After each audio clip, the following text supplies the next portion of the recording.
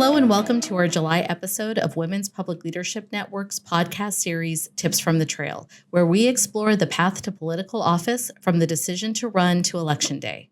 This program features women leaders who are working in or around politics or have run for office, sharing their best tips and tricks for success. I'm your host, Larissa Martinez, founder and president of WPLN, a nonpartisan nonprofit organization working to educate, organize, and inspire center-right women to seek public office at every level across the U.S. and be effective leaders. Joining us today is June Cutter, a branding and fundraising expert who spearheads the top fundraising firm Highland Illuminate in Southern California, who also previously ran as a candidate for the California State Assembly in 2020 and had a 20-year career as a civil litigator. Today, we're here with June Cutter, who has been an amazing partner of ours over the years. And so I'm so excited to have her on the program today. June has been with us as a network member for, I think, since the beginning. Is that right, June? Yeah. Which is so fabulous that she continues to stay with us and continues to take us with us as she evolves in her own career. So before we kind of jump into branding, which is what our topic is today, June, I'd love for you to share a little bit of your background and how you kind of got into this women's leadership space.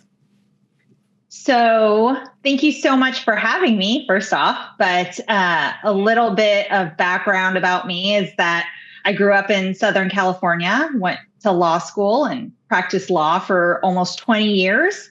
And then one day someone said I should run for office. So I, for some crazy reason, did not hesitate. The whole having to be asked 7 times thing did not apply to me. I got asked once and I said, okay. But that's kind of my nature, I guess. I'm always willing to jump in. So I ran for office. And it turned out that I was really good at building my brand and raising money and doing all the things. So once the campaign came and went, and unfortunately I lost my race for the California State Assembly, people said I should do this as my job. So I closed my law practice and jumped right in once again and opened a consulting company with a friend to do fundraising for candidates and causes all throughout California. And as part of that, I was also asked to be president of the California Women's Leadership Association, which is one of your state partners. And that's how we connected. Yeah. Also, I feel like you skipped over so many things, which is fine. For those that are listening, you should definitely go and follow June because she does do a lot of things and a lot of things that are typically intimidating to candidates and women candidates. And one of the things that you did gloss over a little bit is that it wasn't just that you were asked, you also have a passion for your community and for engagement and seeing where there's some challenges and where you think that your voice would be valued and need to be heard. So I love that you pivoted once you lost and found a way to continue serving and continuing to again, kind of be in this political space and help really amazing leaders, both men and women. But you do spend a lot of time working with women through our network and other organizations, which we're just so grateful to you for doing that. One of the things that you did do, which was so impressive in your state assembly run, was you created a group called Moms for June. Can you just tell us briefly like how you organized that and like where the idea came from? So sure. I ran against a very long time politician who the cycle before had run against a mom, and she got pretty close. And so the next time around, our whole thinking was that, you know, the mom should come back in full force and run against this longtime career politician once again.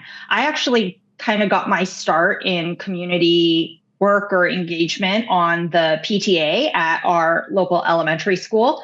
And so kind of rallying moms to do something was what I was used to and what I was good at. So when time came around, we were like, well, let's harness the power of moms.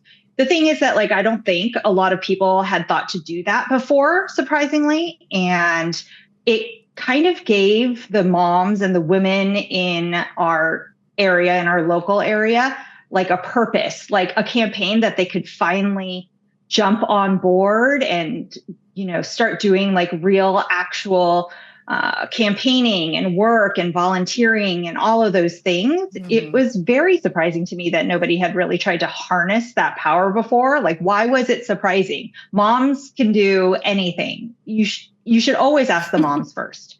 But I guess no one had before. And it really gave a lot of women, especially center-right women living in California, like a way or an avenue to like harness all their energy that they had and all the passion for the issues that they had, especially because I was running on so many of the issues that impacted them and their families. So it was surprising that no one had done it before, but not surprising that it caught on and had the momentum that it still has to this very day, because I still call on my moms for June 5 years later.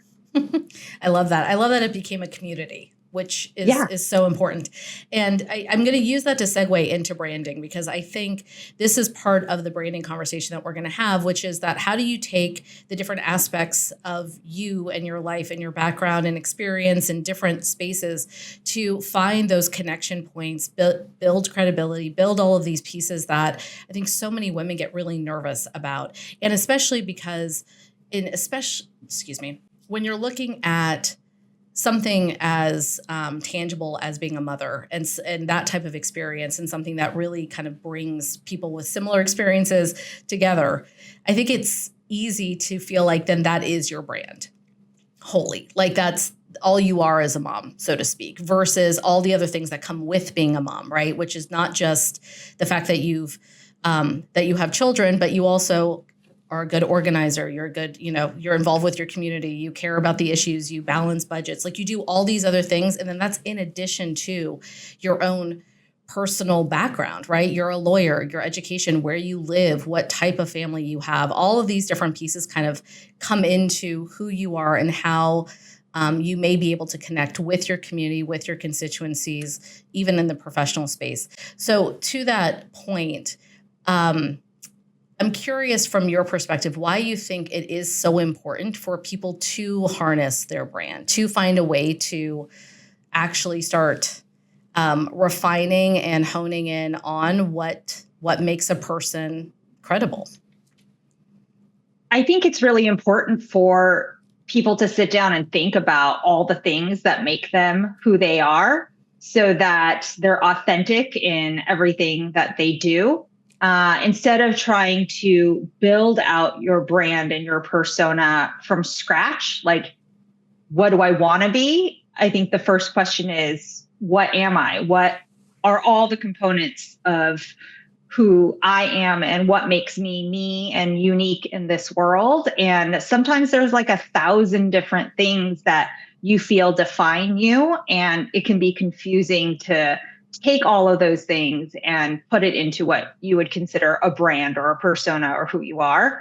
But I think it's really important because it has to come from a place of authenticity. With that said, it's important to build your brand and kind of narrow that down into what the message is that you want people to remember you for, so that you are remembered, so that when people hear your name or see your picture or see your logo, like it triggers something inside of them that makes them think of you and what they need you for. So I need that person because they're a person who's active in the community, or they can connect me to so-and-so, or they're going to champion certain issues for me. I think you have to be remembered for something. And if you don't narrow it down and build that brand for yourself, it's going to get really confusing, because there are like 1,000 different things that make you you.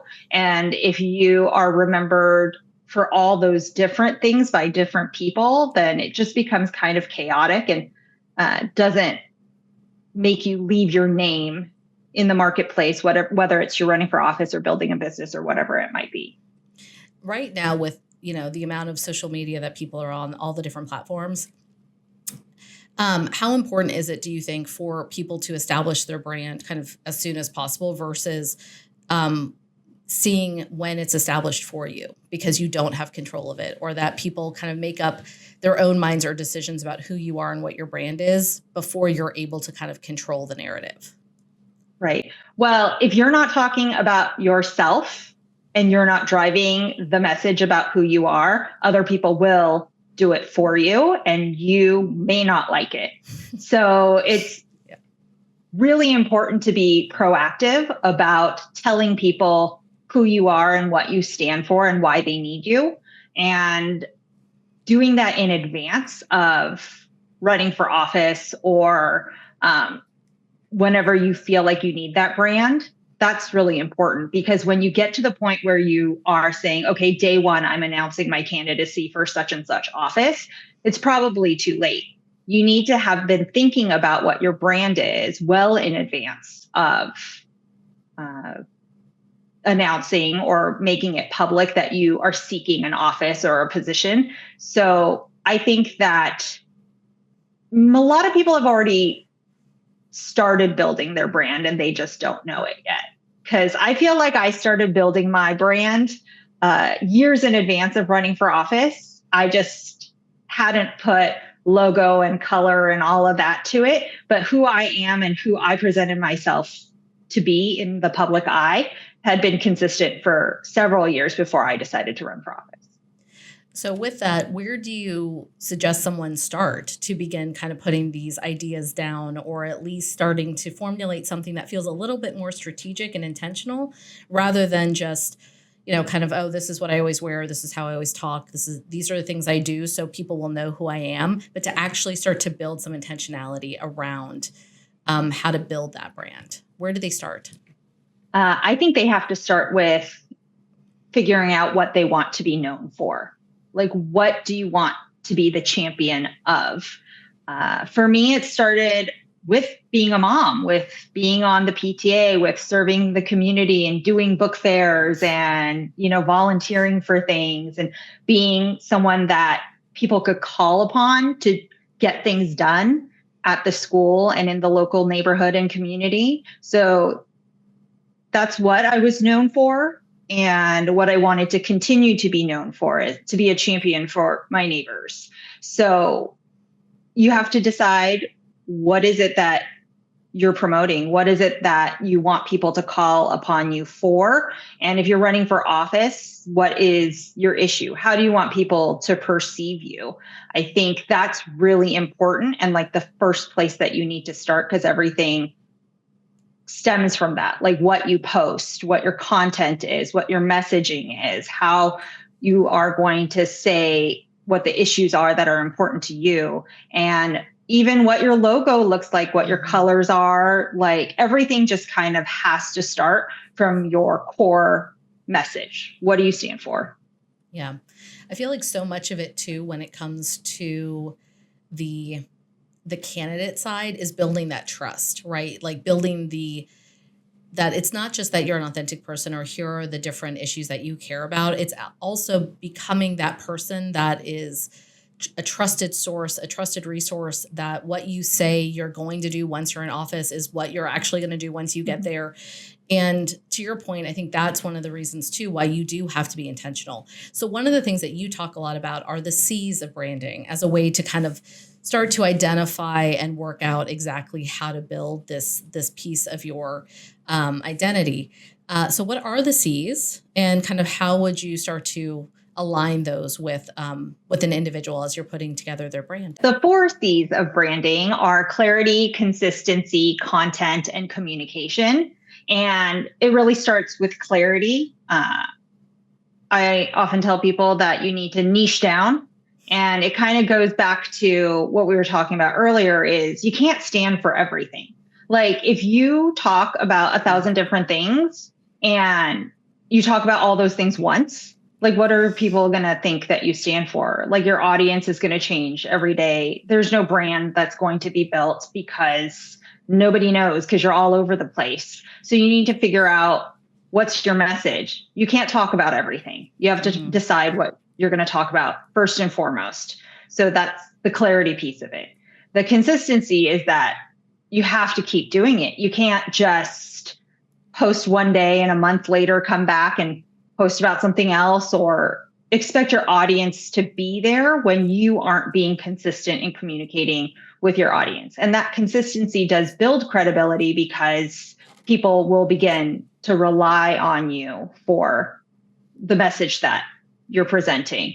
And content is important too. Obviously, you want to share a story, you want to be authentic, you want it to look good, you want it to sound good. And then lastly, communication is, how are you sharing that message? How are you making sure that you're going to be remembered? What platforms are you putting it on? And a big piece of the communication piece too is branding yourself offline as well as online, because your online presence in this day and age is very important, because that's how a lot of people consume their information. But when people see you in real life, they're going to expect you to be consistent as well. And it's a lot about how you make people feel. And if you're all over the place, people are going to be like, what's up with her? Like, I don't know what she stands for. And that's not a good feeling that someone walks away from when they're meeting a candidate or like any new person, really. Yeah.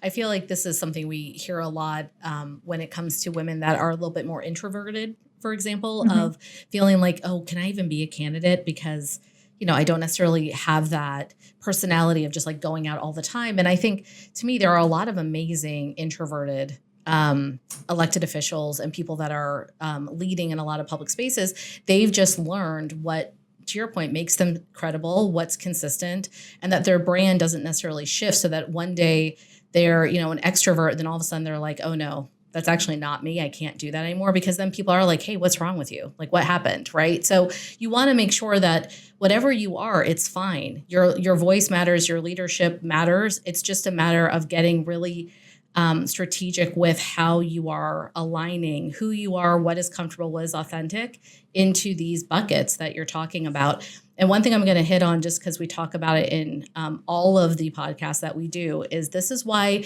getting clear on your why is so important. Because if you don't do that first, it's going to be hard to meet all of the C's you just talked about when it comes to clarity of purpose and consistency of message.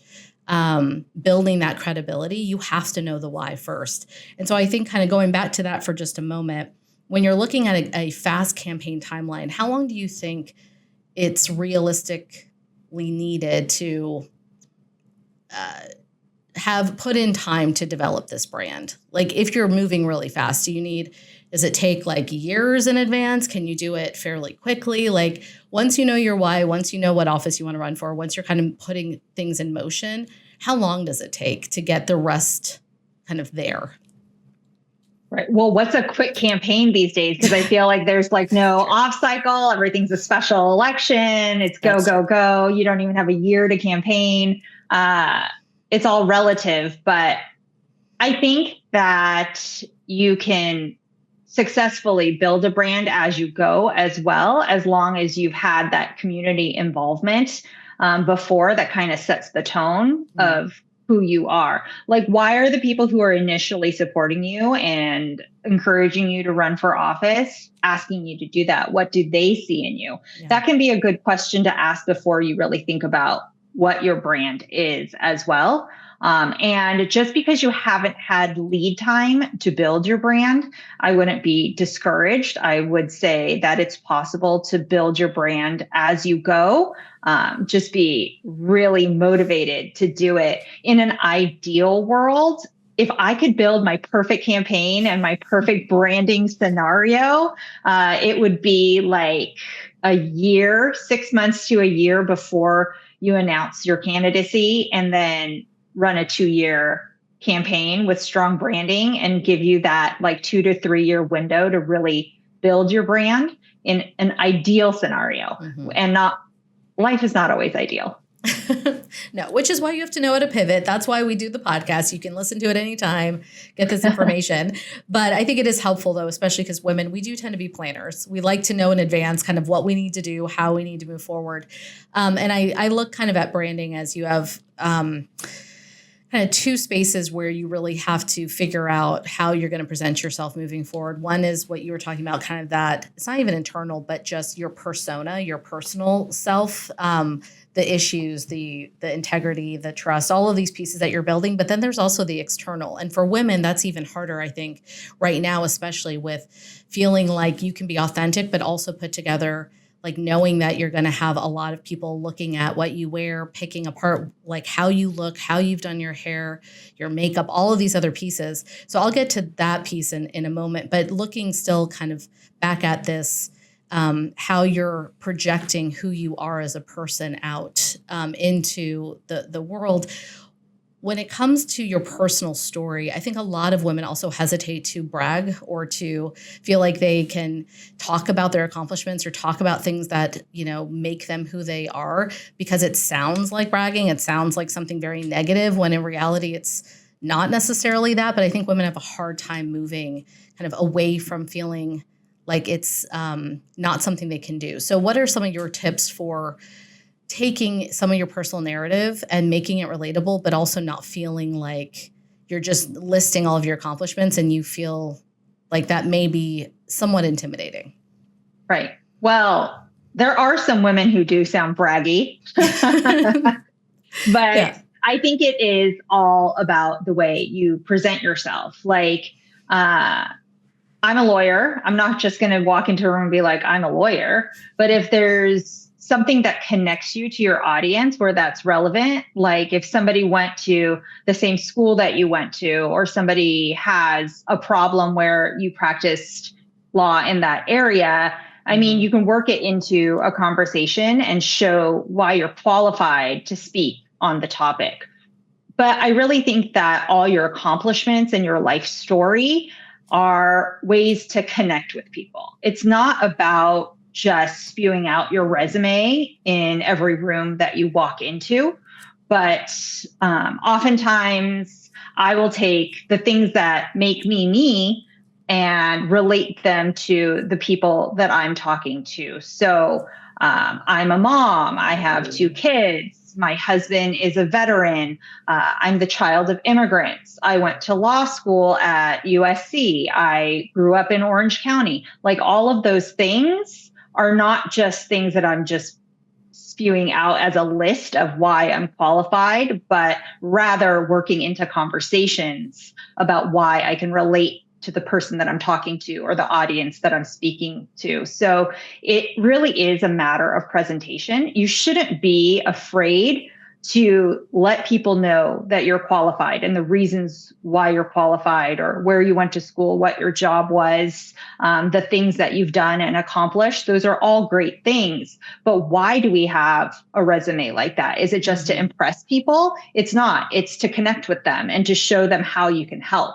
So oftentimes the lawyer thing comes up because somebody needs help with something, or somebody wants to know why I know so much about X, Y, and Z issue, not because I want to tell you that I got a Juris Doctorate degree. Like, that is not the purpose. The purpose is to connect. Yeah. And I think it goes back a little bit to what you're talking about with you can't stand for everything. I think a lot of folks feel like, too, in their some speech or in their what's your why statement, that you have to list everything, like your entire every piece that makes you credible or what you think makes you credible, rather than thinking through the things that are the most important for the widest audience. And then, especially if you do your branding well, being able to, like, over time, relate different pieces as those opportunities come up. I don't know if you've seen some candidates do this well or not do it well, or anything that you would say, like, please don't do that again. Well, I think you're right on point, is that people try to put too much into a speech, or they feel the need to tell you everything about themselves all at once. But one of the most important things while building your brand is to know your audience and to understand what they might care about and what they might want to hear from you. And not every audience is the same. So walking into a room of construction industry people is completely different than walking into like a parent advocacy group. So what do they want to know about you? Like the construction group might want to know why you understand their industry and how you can help them with their specific business. Whereas the parent advocacy group might want to know how you relate to them as parents and why education is an important issue to you and what pieces of your life and your life story, your background, your resume fit in for each group. It doesn't mean you're changing your brand, because if your brand is I'm here to help you, then you're here to help each audience, and the details that you give about that are different depending on where you go. Yeah. So shifting for a moment on to the external, because I think it's one of the places of most anxiety for a lot of candidates, especially women, of knowing how to put together their look and to make sure that, to your point, it does meet the 4 C's, right? That there is consistency in their look, that there is clarity. It looks like they're not just throwing together craziness and, 1 minute they look one way, another minute you're like, wait, is that even the same candidate? Right? Like, and I should note that there is a purpose to having that consistency in your look. And it's not just the obvious of the branding side of things, but it's also because people want to know that when they see you, they know what to expect as well. And I feel like that can pose a lot of anxiety to have to figure out your wardrobe in advance and know how to do that. So what are some of your tips for how to start putting that together and making sure that it's something you can be consistent with throughout your campaign? By the way, I never expected to be the girl who tells other female candidates how to dress. I don't know why, though. You're always so put together. I don't know why you say that. There's a reason that I came to you even before you started doing a lot of these professionally, because you always were very put together and consistent, but it was always your personality showing through, June. And I think that's the challenge, is how do you maintain kind of yourself, but also putting together things that feel professional and that they convey that you can do the job. Right. Well, I guess let's start with authenticity again, because I think a lot of women run into trouble chasing trends or things they see on social media, or maybe things that aren't necessarily appropriate generationally. But you kind of, when you feel like you don't know what to do, your instinct is to try to copy something that you saw online or in a magazine or in an ad somewhere. And oftentimes those are very like trendy things that don't fit our personality, don't fit our body types, and it doesn't feel authentic because it's not really who you are. So instead of chasing trends, I think people should be chasing authenticity and developing their personal style through things that not only look good to other people, but make themselves feel comfortable. If you feel uncomfortable in what you are wearing, it will show in everything that you say and do while you're wearing that uncomfortable outfit. With that said, sweatpants and like a t-shirt are not the only forms of comfort. Like you can worry about feeling good, but you also will feel good when you look good. So when you walk into a room, if you know that you look good, your confidence just automatically boosts. And the things that you say become clearer and people will listen to you. You command more attention when you have confidence. And I think outward appearance, whether you like it or not, does that for you. And I know that sometimes when I have a flaw in what I'm wearing, or I'm not 100% sure about my outfit, I feel self-conscious. And that is just another layer of something that you think about in your brain that impacts how you present yourself when you walk into a room. So if you want to be able to command a room, you have to feel authentic and comfortable in what you're wearing, and also be happy with what you see when you look in the mirror. Yeah.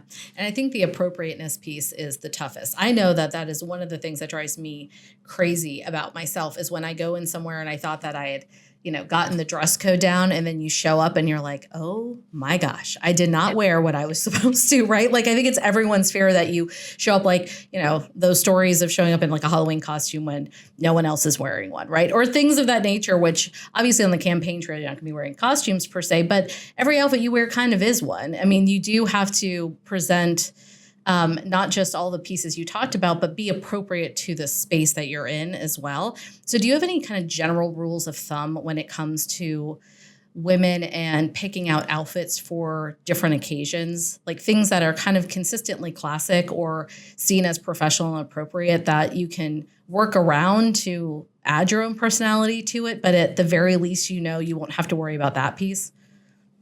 Well, I think in the WPLN world, I have become famous for telling people not to wear patterns. That is true. That is true.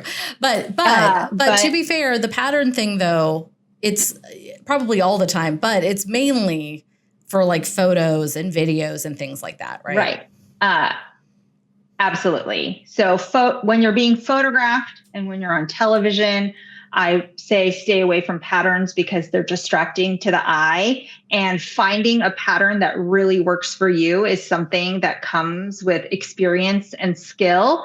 And when in doubt, don't do it. So I even think that when you're in person, a distracting pattern takes away from what you're saying. If you have a message to deliver, you want people to look at you and your face and hear the message that you're delivering, not remembering the loud pattern that was on your shirt or your dress.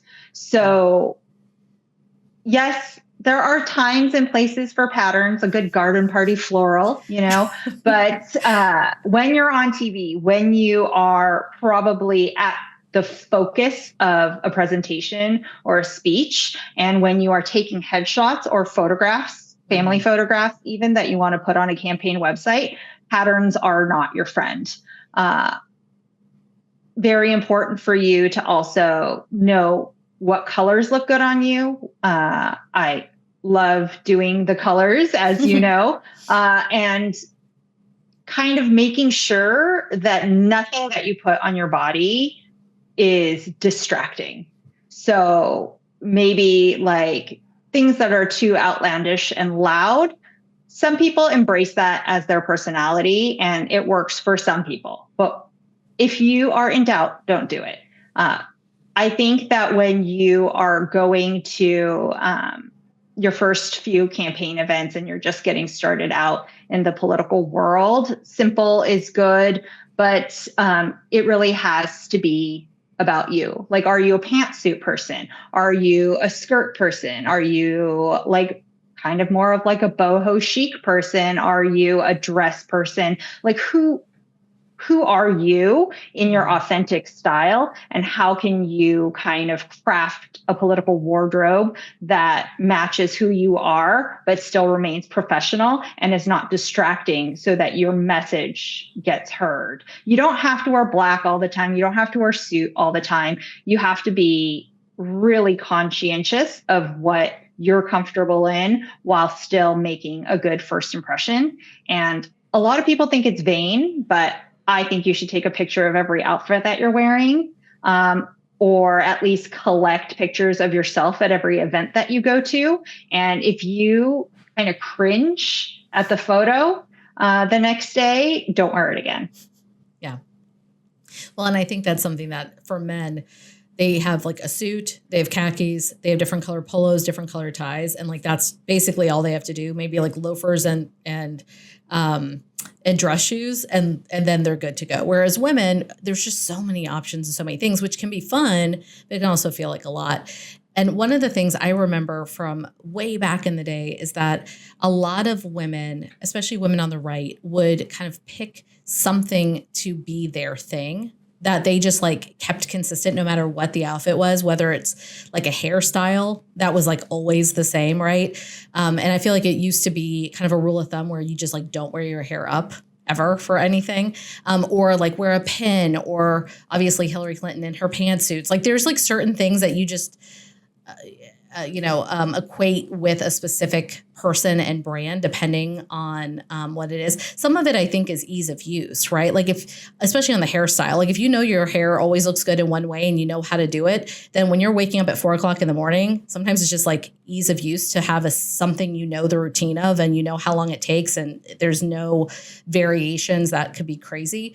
But I think what In your experience, have you seen in kind of today's world with just, again, the amount of cameras that are like always available and always on you, do you think it is easy and important to include something like that that is just unique to you? Or do you think that that's kind of a older way of viewing, like a good way to start building your brand?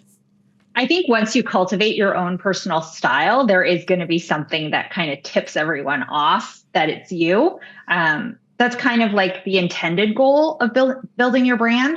But I think it also has to come from a place of authenticity as well. Like, I'm going to say authentic and authenticity over and over again, because that really is the key. Like, don't force yourself to wear like an American flag pin or a scarf or wear a pantsuit every day just because you think that that is what people want to see. Like, is it really genuinely you and who you are? A lot of people, a lot of friends and my teenage daughter will sometimes comment on a dress and be like, that's a very June Cutter dress.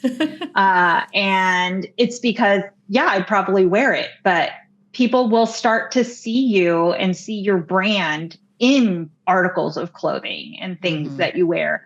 But I also think that personal style evolves over time, and you don't want to wear the same thing you wore 5 or 10 years ago today. So that pin that you're wearing, that scarf that you think looks great with everything, that might not be the case in 5 to 10 years. And you need to be willing to evolve, because I think people appreciate modernization and keeping up with the times and you looking relevant and not outdated, because you don't want to be a relic before you need to be. Yeah, no, for sure.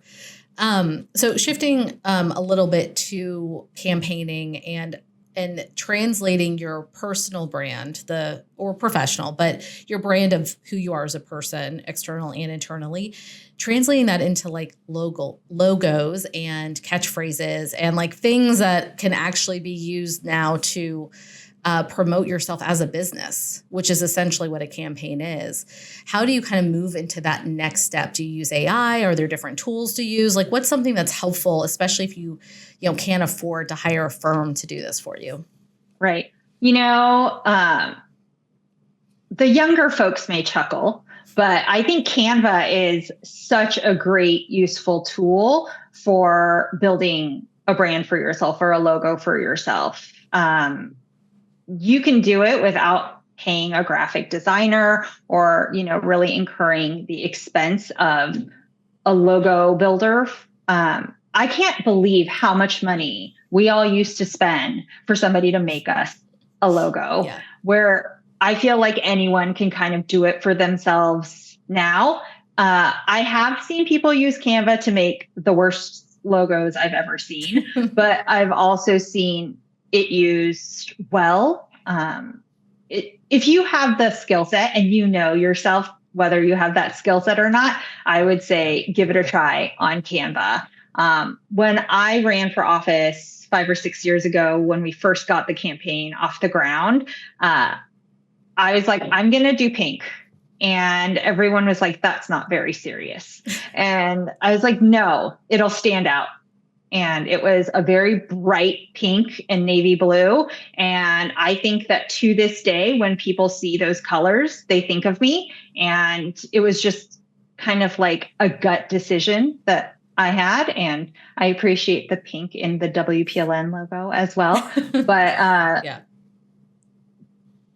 be authentic, that was who I was. And now, if you know what colors work for you, nobody says that if you're on the right, you have to have red, or if you're on the left, you have to have blue. Like, I saw a purple logo recently and I was like, oh, look at that. It's purple. Yeah.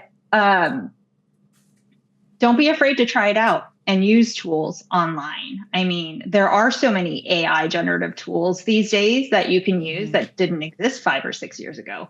But Canva is a great free or low cost tool that you can use to not only create your logo, but then put your logo on everything and watermark your photos if you want to. If you want to make flyers yourself or graphics for social media, like once you get that down, like you can be consistent about it because your logo should not change. You shouldn't be constantly trying to change how you present your brand. So I know a lot of people are like, oh, I see that idea. It's like chasing a squirrel, right? Like, oh, I want to try that. But consistency, so important. When you introduce your logo for the very first time, you better make sure you like it because it's not good to change it. Yeah. Well, and I think too, you can, I hate to say, but for those that are intimidated by Canva or AI or any of these other things, I think one of the most amazing things is how many young people are very, very good at using these tools. So find a student, find an intern, someone that like, you know, you could even, if you wanted to pay them something like pretty minimal, but just to help you do it because they seem trained on all of these things already, which is pretty amazing. But yeah, I feel like to your point too, you can do kind of like kitchen table round tables of your brand in colors too, right? I don't know if you did that at all, but I've heard, you know, certain folks like, you know, yes, trust your gut and see what works for you. But if you're really nervous about it and don't want to do like potentially rebrand later, you know, you can always pull kind of your trusted folks together and say like, what do you think of this? Like, do you like this? Vote on it. Don't vote on it, right? Like have a couple of different options. There's ways to do it so that it does take away a little of the, you have to do it yourself and feel like, you know, if that's not your strength. I don't know. Did you do that? Did you run your logo past people in your network? I had like a campaign team of like 3 or 4 people very early on, and we kind of came to the decision together. I mean, what font do you want? What little graphic do you want on it? How far should things be spaced out? Like, should we put 4 assembly? Should we put 4 state assembly? Like, how many words looks good on a yard sign or what have you? You know, I think that sure, be authentic to yourself, but don't be afraid to ask for help and don't be afraid to listen to others and to lean on other people, especially when you're campaigning. If you're campaigning for a public office, you're trying to represent a district or a city or whatever it might be. And it's not just about you.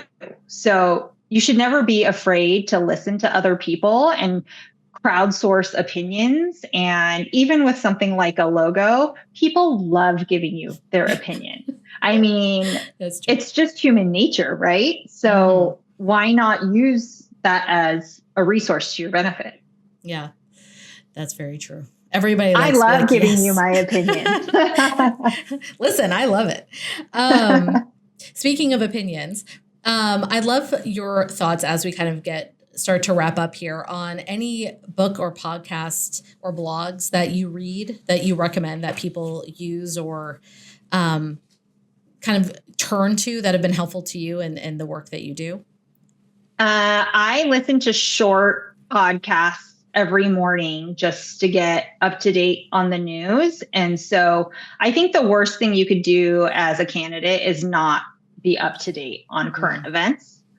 So pick your poison, whatever podcast or news channel or Twitter feed or whatever you want to read. I think it's really important in the morning to have a good idea, a good handle of what's going on in the world, because whoever you meet on the street, whatever donor meeting or supporter meeting or endorsement meeting you have later in the day, people are going to expect you to know your stuff and what's going on in the world. And it might not necessarily just be the issues that you're running on. It's a good idea to know what the world around you is going through. Feel kind of callous if you don't. Do you really only care about what's happening to you? I think you want to avoid giving people that impression. So always being up to date by listening to something or watching something first thing in the morning. And I really like the Instagram account for the Conservator.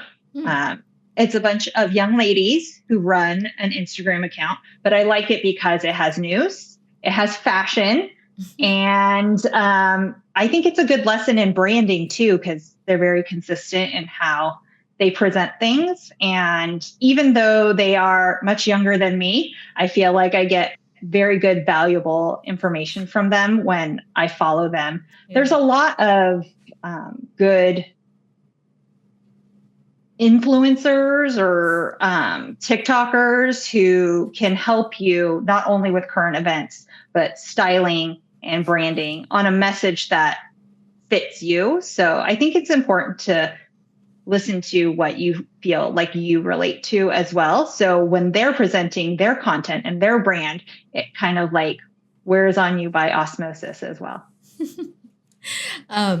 Last question for you. So you know that we have started a lead in style program that we're doing in person around the country. And one of the questions that we ask everyone, and I think for you specifically, be fun to know, is what do you carry in your bag? What is something that you have to have that you can't live without that you think everyone needs to have in their bag? Purell. Because I'm also a germaphobe. Yeah. In my bag, I think one of the candidates I worked for called it my Mary Poppins bag. I have one too. Yeah. I have like a little kit with everything that you might need in an emergency, like a wipe for every occasion, including a Purell wipe. But I think I will say, having run for office and been in a pinch, the number one thing that you should have in your purse is dental floss. Okay. I don't think we've heard that one yet. So that's good. That is a good one to mark down. I love it. Thank you. Well, thank you so much, June. We appreciate it. Thank you for taking time and for joining us and sharing all of your tips. It's, like I said, it can be an intimidating topic, but it's super important, especially right now with the focus on so much of the external. So thank you. We appreciate it. Thanks for having me. Thank you, June, for taking the time to share these valuable insights on branding with our audience. We are grateful for your support of WPLN and continued engagement in our network.